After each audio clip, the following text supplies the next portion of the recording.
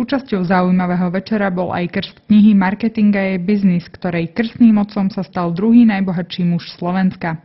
Autormi sú mladí podnikatelia a zároveň pedagógovia z Prešovskej univerzity. Ja si myslím, že je to úžasná vec. Ja som vždycky veril, že mladí ľudia dokážu veľké veci.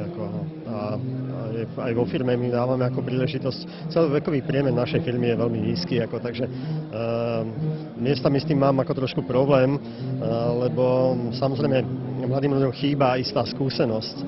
A zase na druhej strane práve preto často majú drive, majú odvahu ísť do vecí, ktoré nesú spolu nejaké riziko, ale v konečnom dôsledku tým, že sa vedia nadchnúť, tak vedia to riziko prekonať a často sú úspešní aj tam, kde by ľudia, ktorí sú už nejakým sklamaní životom, tak by neúspeli. Podobné podujatia by sa mali v Prešove opakovať častejšie a mali by priniesť užšie kontakty medzi podnikateľmi, mestom a univerzitou.